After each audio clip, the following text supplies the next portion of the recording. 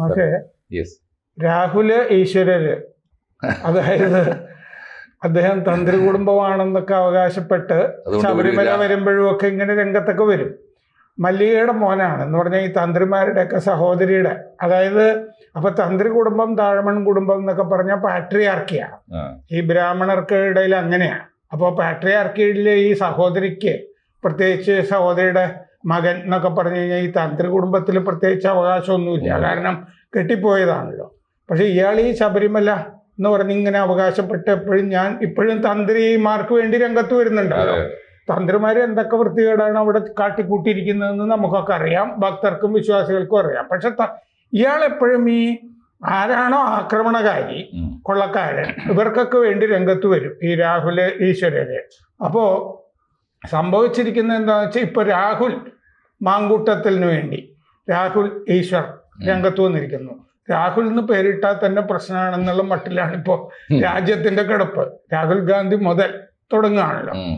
അപ്പൊ ഇതില് ഇയാള് പറഞ്ഞത് രാഹുൽ മാങ്കൂട്ടത്തിന് ഈ പെൺകുട്ടി വിവാഹിതയാണെന്ന് അറിയില്ലായിരുന്നു, പെൺകുട്ടി പറ്റിച്ചതാണ് എന്നാണ്.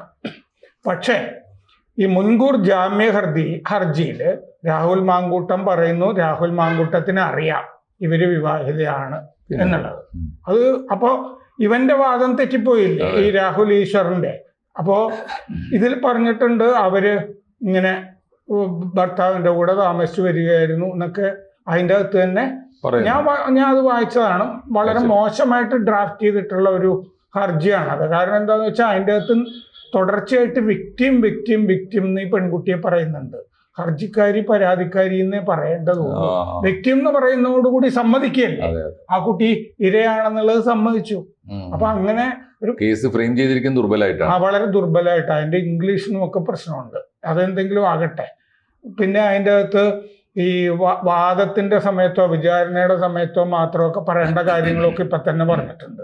പിന്നെ രാഷ്ട്രീയ ഗൂഢാലോചനയാണെന്ന് പറഞ്ഞിട്ടുണ്ട്, ചാനലിന്റെ പേര് പറഞ്ഞിട്ടുണ്ട്, ഇങ്ങനെ പലതും ചെയ്തിട്ടുണ്ട്. അപ്പോ ഈ രാഹുൽ ഈശ്വർ ഇപ്പൊ പലരുടെയും കയ്യാളായിട്ടും പിണിയാളായിട്ടും ആണ് വരുന്നത്. പലപ്പോഴും പല PR ഏജൻസിയെ പലരും പല സഹായത്തിനും ഉപയോഗിക്കുമല്ലോ. അങ്ങനെ ഈ PR ഏജൻസിയുടെ ഒരു ജോലിയാണ് ഈ രാഹുൽ ഈശ്വർ ഇപ്പോൾ ടെലിവിഷനുകളിൽ വന്ന് ചെയ്തുകൊണ്ടിരിക്കുന്നത്. ഇത് ചാനലുകൾക്ക് മനസ്സിലാകാഞ്ഞിട്ടാണോ ചാനലുകൾ ഇതിനു വേണ്ടി നിന്നു കൊടുക്കുന്നത്? അല്ല സാർ, ഒരിക്കലും അല്ല. ചാനലുകൾ കഴിഞ്ഞ കുറെ കാലമായിട്ട് ചെയ്യുന്നൊരു പണി എന്താണോ ഏറ്റവും ഈ അബ്സേർഡായിട്ട്, ഏറ്റവും മ്ലേച്ഛം ആയിട്ടുള്ളത്, അതുമല്ല ഞാൻ പറയുന്നത് ഒരു വ്യവസ്ഥയോടും യാതൊരു കൂറുമില്ലാത്ത ആളുകളുണ്ടല്ലോ, എന്തായാലും പറയാ, ഒരുതരം ഈ അനാർക്കിസ്റ്റുകൾക്ക് ഇങ്ങനെ ഒരു മനുഷ്യന്റെ കോമൺ സെൻസിന് നിരക്കാത്ത എന്തെങ്കിലും വർത്തമാനം ഏതെങ്കിലും പ്രാന്തം വന്ന് പറഞ്ഞാലും അതിനുള്ള വാർത്ത ആ രീതിയിലാണ് കൊണ്ടുപോകുന്നത്. ഇപ്പോൾ രാഹുലര് ഈശ്വരര് എന്ന് പറയുന്ന സാറ് തന്നെ കഴിഞ്ഞ ദിവസം പറഞ്ഞത് ഈ രീ കൊണ്ട് അവസാനിക്കുന്ന ഒക്കെ മഹത്തായ പദങ്ങളല്ല എന്നാണ്.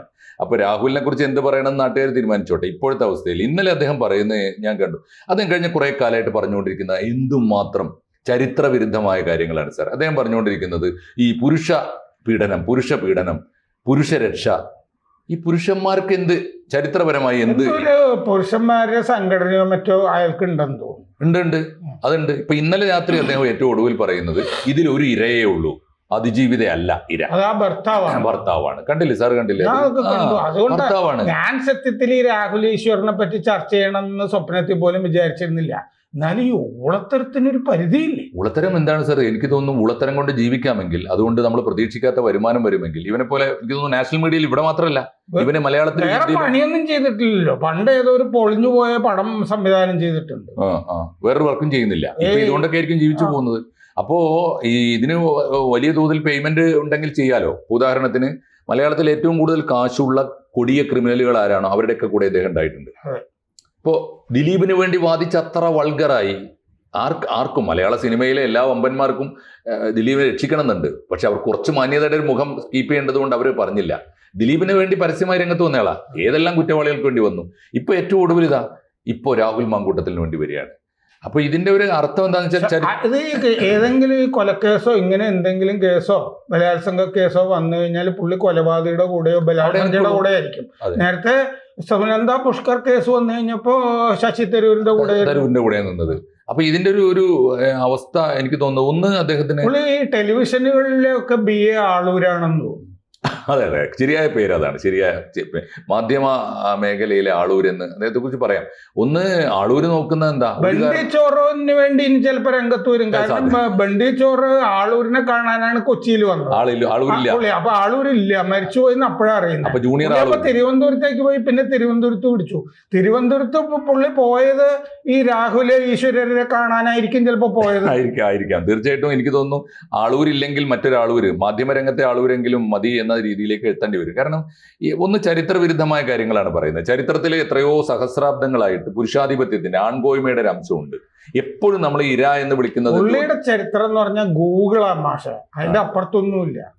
അത് ശരി. പുസ്തകം വായിച്ചൊന്നും മനസ്സിലാക്കുന്ന ഒന്നുമല്ല. അത് ശരി, ഗൂഗിളാണ് ഉസ്താദ്, അതിനപ്പുറത്തേക്കുള്ള ഗുരുവില്ല. ഗൂഗിൾ ഗുരു, അതിലപ്പുറത്തൊന്നുമില്ല. അത് എന്തായാലും ഇത് പക്ഷേ ഇത് എവിടെയെങ്കിലും ഒന്ന് അവസാനിപ്പിച്ചില്ലെങ്കിൽ, മാധ്യമങ്ങൾ ഇദ്ദേഹത്തെ വേണ്ട വിധത്തിൽ തമസ്കരിച്ചില്ലെങ്കിൽ അത് വലിയ അപകടമാണ്. ഇത് കാണുന്ന കുട്ടികൾ, നമ്മുടെ പുതിയ എല്ലാ മനുഷ്യരുടെയും പലരും ഇയാള് നായകൻ മറ്റവനെ ഇടിച്ചു നിരപ്പാക്കി, മറ്റേ അവതാരിക ഇടിച്ചു നിരപ്പാക്കി എന്നൊക്കെ പറഞ്ഞ് ഇവനെ അനുകൂലിച്ചു ആണ്. കാരണം മാങ്കൂട്ടത്തിൽ നിന്ന് കുറെ ആരാധകരുണ്ടല്ലോ, അവരൊക്കെ ഇവനെയും ആരാധിക്കും. മാത്രമല്ല, ഇതിപ്പോ ഇതിനകത്തെ ഡീൽ ആർക്കറിയാം?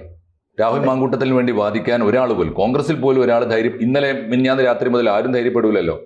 അപ്പോ ആ സമയത്ത് ഒരാൾ പ്രത്യക്ഷപ്പെടുന്നു എന്ന് പറഞ്ഞു. രാഹുൽ മാങ്കൂട്ടത്തിൽ ഇടയ്ക്ക് 2 സിനിമാ നടികളെ അവിടെ എന്തോ വീട് പണിയുന്നു എന്നൊക്കെ പറഞ്ഞ് പാലക്കാട് കൊണ്ടുപോയതൊക്കെ കണ്ടില്ലേ?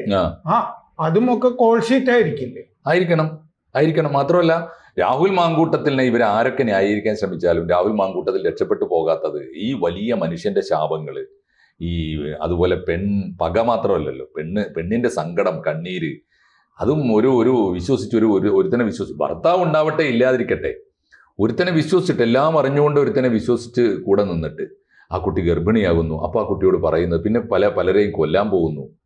ഇവൻ എന്തിനും മടിയില്ലാത്ത ഒരു വല്ലാത്ത സൈക്കോഫാൻ. നമ്മൾ ഇന്നലെ പറഞ്ഞൊരു സൈക്കോപാത്ത് ആണല്ലോ, വല്ലാത്തൊരു ജീവിയാണല്ലോ. തെറി പറഞ്ഞിട്ടുണ്ട് ഈ കുട്ടിയെ. ഇതില് നമുക്ക് കേൾക്കാവല്ലോ, തെറി പറഞ്ഞിട്ടുണ്ട് ഇല്ലേ? പറയാതിരി, ആ സംശയമില്ലല്ലോ. അവൻ പറഞ്ഞില്ലെങ്കിൽ അത്ഭുതം. അതിന് മുമ്പുള്ള ഒരു മറ്റേ ശബ്ദ സന്ദേശത്തില് കൊല്ലണം എന്ന് വിചാരിച്ചു കഴിഞ്ഞാൽ എനിക്ക് അതിനൊരു സെക്കൻഡ് പോലും വേണ്ട. അവനൊരു മടി ഉണ്ടാവില്ല. അതിന്റെ അർത്ഥം എന്താ വെച്ചാൽ, കർമ്മം ഇങ്ങനെയാണെങ്കിൽ വാക്കും മനസ്സും എങ്ങനെ ഉണ്ടാവും? അതിൽ വളരെ ക്ലിയർ ആണല്ലോ അത്. ഇവനെ ഏറ്റവും ഒടുവിൽ ഏറ്റവും പ്രധാനം ആദ്യമായി ചെയ്യേണ്ടത്, ഇപ്പോൾ ഇതൊക്കെ നമ്മൾ ഈ കോൺഗ്രസ് പോലൊരു പാർട്ടിയിൽ ഈ ആവശ്യമില്ലാത്ത ഗ്രൂപ്പ് കളിച്ചിട്ടാണല്ലോ. ധാർമ്മികത എന്ന് പറയുന്ന ഒരു സാധനം ഇവർക്ക് ആവശ്യം പോലെ ഗ്രൂപ്പ് കളിച്ച് ജയിക്കാനുള്ളതായതുകൊണ്ടാണല്ലോ. അല്ലെങ്കിൽ അവനൊക്കെ ഇതിന്റെ 7 അയലത്ത് വരുമോ? ഏതെങ്കിലും ഒരു പാർട്ടി, ഉത്തരവാദിത്തമുള്ള ഒരു പാർട്ടിയുടെ തലപ്പത്ത് വരുമോ? യൂത്ത് കോൺഗ്രസിന്റെ നേതാവ് MLA ആക്കുക, എന്നിട്ട് അതിനു വേണ്ടി കോക്കസ് കളിക്കുക. അതുപോലെ ഉപയോഗപ്പെടുത്തുകയാണ്. ഓരോ കിട്ടുന്ന അധികാരങ്ങളും സൗകര്യങ്ങളും ഉപയോഗപ്പെടുത്തിയിട്ട് ചെയ്യുന്ന എന്താ, കൂടുതൽ ഇരകളെ വേട്ടയാടി പിടിക്കുക, എണ്ണമറ്റ. അപ്പൊ എത്രയോ കേസുകൾ കോൺഗ്രസിന് മുമ്പിൽ വന്നിട്ടായിരിക്കുമല്ലോ. സഹിച്ച് ഗത്യന്തരമില്ലാതായപ്പോഴാണ് അവർ നടപടിയെടുത്തത്. ആ മുൻകൂർ ജാമ്യ ഹർജിയിൽ തന്നെ ഹസ്ബൻഡ് എന്ന് ചില സ്ഥലത്ത് പറയുന്നുണ്ട്. പക്ഷെ ആ ആദ്യ പാരഗ്രാഫിന്റെ അടുത്ത് തന്നെ കോഹാബിറ്റേഷൻ എന്നും പറഞ്ഞിട്ടുണ്ട്. അപ്പൊ 2 തരത്തില് ഇതൊക്കെ ഞാൻ പറഞ്ഞ മുൻകൂർ ജാമ്യ ഹർജിയിൽ ഒരുപാട് കുഴപ്പമുണ്ടെന്ന്. ഹസ്ബൻഡ് എന്ന് ചില സ്ഥലത്ത്, ഒരു സ്ഥലത്ത് കോഹാബിറ്റിംഗ് എന്നുള്ള മട്ടിലും പറഞ്ഞു, ലിവിംഗ് ടുഗദർ പോലെ എന്നും പറഞ്ഞിട്ടുണ്ട്. ഭർത്താവ് ഒരാളുടെ കൂടെ എന്നുള്ള ജീവിതം, ഒരേ സമയം ലിവിംഗ് ടുഗദറും അതേസമയം തന്നെ. അതേസമയം ഈ രാഹുൽ ഈശ്വരര് മറ്റേ ഈ നമ്മുടെ അയാൾക്ക് ഈ ഇരയെ പറ്റിയും ഇരയ്ക്ക് ഭർത്താവിനോട് സംസാരിച്ചു എന്നൊക്കെ പറയുന്നുണ്ട്. അപ്പൊ ഈ വിവരം അതെങ്ങനെ രാഹുൽ ഈശ്വരന് കിട്ടി? സാധാരണഗതിയിൽ പ്രതി വന്ന് വക്കീലിനോട് കാര്യങ്ങൾ ബോധിപ്പിക്കില്ലേ? അതുപോലെ രാഹുൽ മാങ്കൂട്ടത്തിൽ ഇവനെ കാര്യങ്ങൾ മുഴുവൻ ബോധിപ്പിച്ചിട്ടുണ്ടെന്നല്ലേ എന്നാണ് അതിന്റെ അർത്ഥം. മാത്രമല്ല, ഒരു പക്ഷേ ഇവരുമായിട്ട് ബന്ധപ്പെടാനും കാര്യങ്ങൾ കോർഡിനേറ്റ്, ഇവരൊക്കെ ചങ്ങാതിമാരാണെന്നൊന്നും അറിയില്ലല്ലോ. ഇല്ല. മാത്രമല്ല, ഇത് ഒരു ഡീല് പോലെ ഇതിന്റെ ഫർദർ ഒരു പക്ഷേ ഇതിന്റെ നിയമ നടപടികൾ പോലും കൈകാര്യം ചെയ്യാനും കോർഡിനേറ്റ് ചെയ്യാൻ സാർ ഒരു PR വർക്ക് പോലെ ഇവന്റെ ഒരു വലിയ ഏജൻസി ആയിട്ട്. അത് എത്ര കോടിയുടെ ഡീലാണ്? നേരത്തെ ഒരു കുട്ടിയുടെ പരാതി വന്നിരുന്നല്ലോ, ഒരു ചാനലിൽ പ്രവർത്തിച്ച പ്രമുഖ ചാനലിലെ അവതാരിക എന്നൊക്കെ പറഞ്ഞു വന്ന കുട്ടി. ആ കുട്ടിക്ക് 3 കോടി എങ്ങാണ്ട് കൊടുത്തു ആണ് ഒതുക്കിയതെന്ന് കേൾക്കുന്നുണ്ട്. അവളിപ്പോൾ മിണ്ടുന്നില്ല. അപ്പോഴാണ് ഈ വിധിയുടെ ഒരു വിളയാട്ടം പോലെ ഇപ്പോൾ വേറൊരു ചാനലിൽ നിന്ന് വേറൊരു കുട്ടി വന്ന് പറയുന്നത്. ഇതൊക്കെ ചാനലുകളാണ്. സാറ് പറഞ്ഞ് ഇന്നലെ സൂചിപ്പിച്ചൊരു കാര്യം, ഈ കുട്ടിയെക്കുറിച്ചുള്ള അങ്ങനെ രാഷ്ട്രീയ ധാരണയൊന്നും വേണ്ട. അവള് കോൺഗ്രസും അല്ല കോൺഗ്രസ് അല്ലാത്ത ചാനൽ അത് മുൻകൂർ ജാമ്യ ഹർജിയിൽ ഉണ്ടല്ലോ ചാനലിന്റെ പേരുണ്ടല്ലേ. അതുകൊണ്ടായിരിക്കും. പക്ഷെ ഇന്നലെ അത് വെളിപ്പെടുത്തിയിട്ടുണ്ട്. ഇന്നലെ രാജീവ് ചന്ദ്രശേഖർ അതിന് മറുപടി പറഞ്ഞിട്ടുണ്ട്. പിന്നെ ഒരാൾക്ക് എവിടെ വർക്ക് ചെയ്യണം, ആരുടെയെങ്കിലും ഏത് ചാനലിൽ വർക്ക് ചെയ്താലും അവർ വ്യക്തിയാണ്. അതുകൊണ്ട് അത് കോൺഗ്രസും BJPയും തമ്മിലുള്ള ധാരണയാണ് ഇതിന്റെ പിന്നിൽ നിന്നും ആരും പറഞ്ഞു വരേണ്ടത്. ഇതിന്റെ അർത്ഥം എന്താ വെച്ചാൽ ഞാൻ ഇന്നലെ ഇതിന്റെ നിയമവശം പറഞ്ഞാണ്. കാരണം ഭാര്യ ആയാലും കൊള്ളാം, കാമുകി ആയാലും കൊള്ളാം, ഈ ബലാത്സംഗം തന്നെയാണ്. ഭാര്യ ആണെങ്കിൽ പോലും ഭാര്യ ആയിരിക്കുന്ന സ്ത്രീക്കും ഇങ്ങനൊരു പരാതി ഭർത്താവിനെ പറ്റി ഉണ്ടെങ്കിൽ അത് റേപ്പ് തന്നെ എന്ന് ചന്ദ്രചൂഡിന്റെ നേതൃത്വത്തിലുള്ള ബെഞ്ച് വിധിച്ചിട്ടുള്ള നേരത്തെ വിധിയുണ്ട്. ഇത് ഇനിയിപ്പോ രണ്ടു വട്ടം ആലോചിക്കേണ്ടതില്ല. അങ്ങനെയാണെങ്കിൽ ഈ കൊടിയ കുറ്റവാളിയായ രാഹുൽ മാങ്കൂട്ടത്തിനെ രക്ഷിക്കാൻ ഇറങ്ങിയിരിക്കുന്ന രാഹുലര്, ഈശ്വരര്, ഇവര് കുറച്ച് കൂട്ടി പറഞ്ഞ നാലഞ്ചെണ്ണം കിടക്കട്ടെ. അപ്പോ ഈ കൊടിയ കുറ്റവാളിക്ക് കഞ്ഞി വെക്കാൻ മാത്രമല്ല, അവനെ രക്ഷപ്പെടുത്താൻ, അവനെ വെള്ള പൂശാൻ, അവനെ സമൂഹത്തിന് മുമ്പ് കണ്ടെത്തി കൊടുക്കാൻ പണിയെടുക്കുന്ന ഇവനെ എന്ത് ചെയ്യണം? രാഹുൽ മാങ്കൂട്ടത്തിനെ എന്ത് ചെയ്യണം? അഭിപ്രായമുള്ളൂ, നെല്ലിക്കാത്തളം വെക്കണം അടിയന്തരമായിട്ട്.